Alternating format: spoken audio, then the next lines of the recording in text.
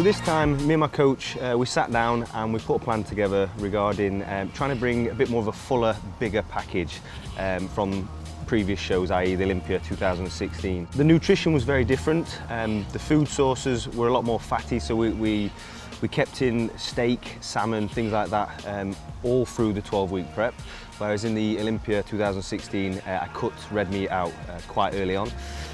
We kept the calories high through carbs as well, increased carbs, and we kept a lot of volume in training, like heavy weights, and we cut down the amount of cardio I was doing also.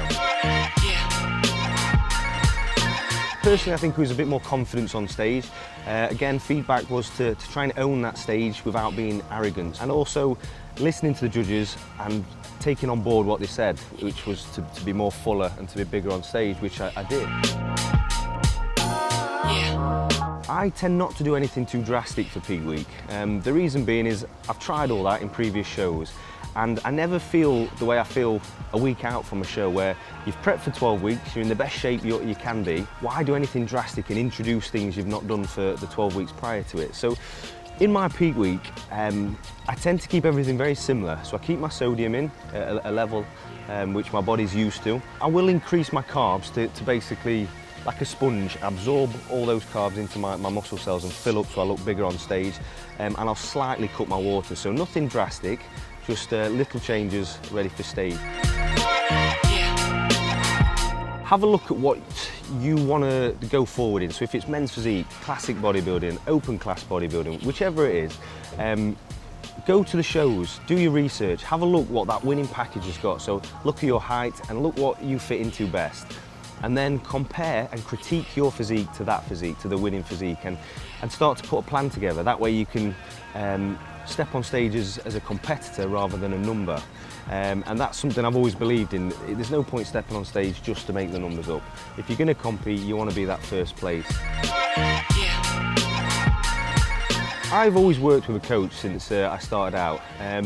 And the reason being is when you put your body through so much stress when you're dieting, the mind does start to play tricks with you, and the fatigue, the tiredness, the lack of food, you do need to rely on someone else to take that burden on.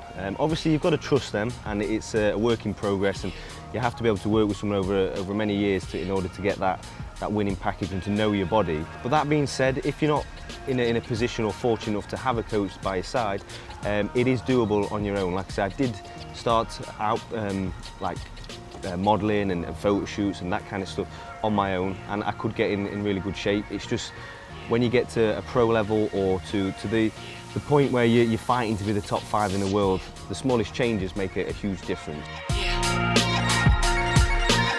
Key word I always say is consistency. When you're dieting, it's all about consistency. It's finding that nutrition plan, what you can sustain over a long period of time. And bodybuilding is a lifestyle, it's not a 12-week prep, what people seem to forget. So, especially in the men's physique division where you've got to stay lean all year, you've got to find a formula that works all year round and that you're going to be happy with all year round. It's not going to make you miserable. So the number one training tip is to listen to your body every time you go into the gym. That doesn't mean if you're feeling crap, don't do anything. It just means that if you're nursing an injury or you're lacking in energy or something like that, you don't go in with a plan to hit your personal best, your PB, or trying to shift mass weight or anything like that. It's sensibly planning your programs, your training sessions to get the best out of it in the way you're feeling at that time. By not listening to the body, that's when injuries occur, and that's when you're going to take step backs in your training rather than progressing forward. So for me, it's all about consistency in nutrition and in training. My family have been absolutely amazing. I've got a brother, sister, obviously my mum and dad, who are very, very close to me, and they've supported me from the very start. They've been absolutely amazing. I've missed a lot of family events and big things because of travelling and being away with my job and competing, and they've always understood that. They've never judged me for that. And there's a 5-hour layover difference, and yet they stay up every time I compete, all through the night.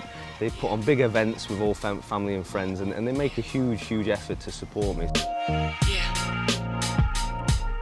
The next 8 months are going to be going back to the drawing board, looking at the pictures from the Arnold Classic and seeing where I can improve still on my physique. Again, I still feel like I can add more size to my arms, which I'm going to work tirelessly and very hard on trying to improve on. And also, I'm going to be making the move with my girlfriend to the States in the next couple of months, just before I lock it down for the Olympia prep. So I'm really, really nervous. As I said, I've got a family back home who I'm very close to, and so does my girlfriend. But I feel career-wise and the opportunity-wise, it is all in America for me now. So I want to put everything into the Olympia prep, and yeah,